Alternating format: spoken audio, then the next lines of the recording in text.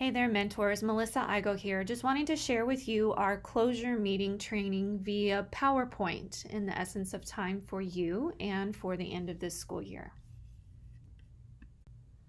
So what is a closure meeting? A closure meeting is going to be an uncomfortable conversation, but a necessary one. It's going to be a time for you and your mentee to reflect on this past year and the relationship that you guys have built. It's going to be a time to think about the future if your mentoring relationship is going to continue next year. But most of all, it's going to be a time to encourage and empower your mentee if your relationship is or is not going to continue next year. So why do we need a closure meeting? It gives you an opportunity to have powerful words of encouragement and meaningful words of thanks to share with your mentee, whether your relationship is continuing or not. And your mentee will have the opportunity to express thanks and have a defined close to the relationship, either for the summer or indefinitely. So you will do your closure meetings the week of April 29th through May 3rd. You will have the information on your mentees' surveys back by this time. Here are some do's and don'ts of a closure meeting.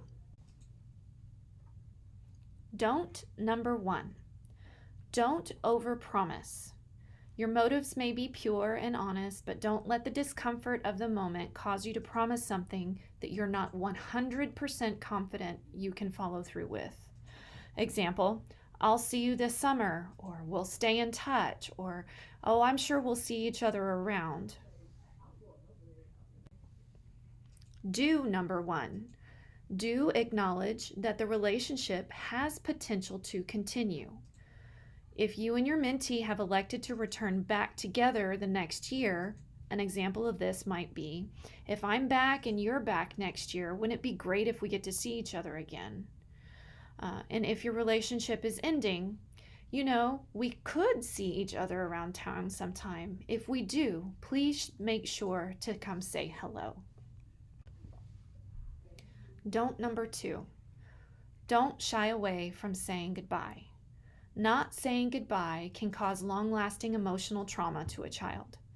If your mentoring match will not continue next year, it is good to acknowledge that and wish your mentee well.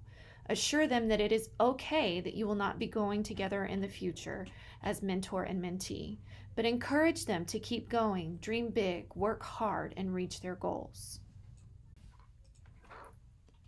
Do number 2. Celebrate what has happened during your time together.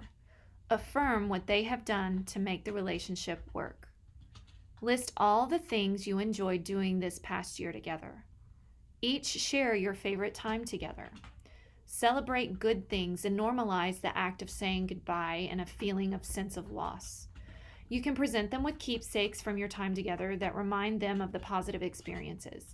For example, if you played a lot of football together, maybe you give them a little football. If you laughed a lot about something in particular, maybe you give them a memento symbolizing that. Don't underestimate the importance of your closure meeting. Don't number 3. This is a big one. Letting this time sneak up on you and going in unprepared may leave you anxious or emotionally spent. Take the time to model how to close a relationship, and this is an exercise that is important to emotional growth of a child. Be the person that leaves a positive mark on them with proper closure of a relationship. So how do we do this? Do number 3. We got to prepare. Think about what you want to say.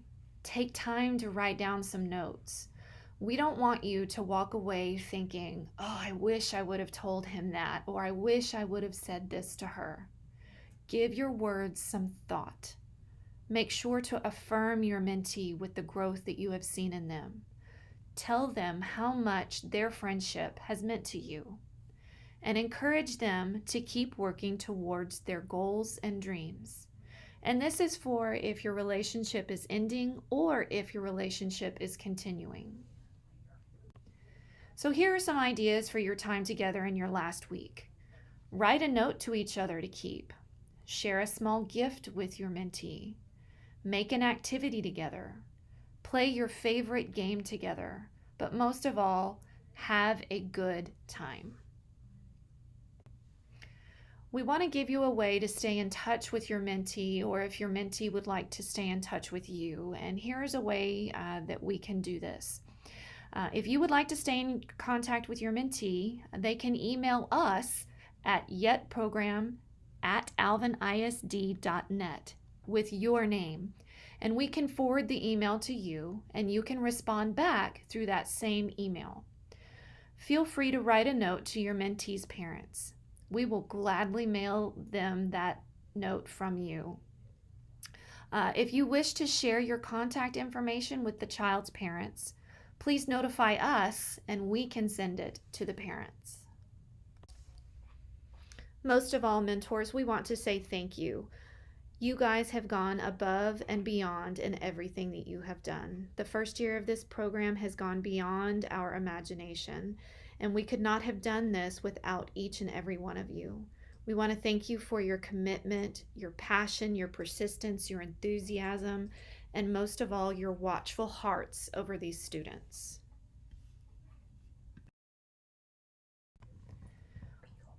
We hope that you guys will each be back with us next year. Reminder, our appreciation breakfast is on May 1st at the Heritage Complex. We really would love for you guys to come. We would love to be with you and express our thanks and have a fun meal together. You can RSVP to the link below, or you can email us. Well, that's all we have for you guys, and we really appreciate, again, all that you have done for us. And if you would continue on now to the survey, we will look forward to reading that information from all of you.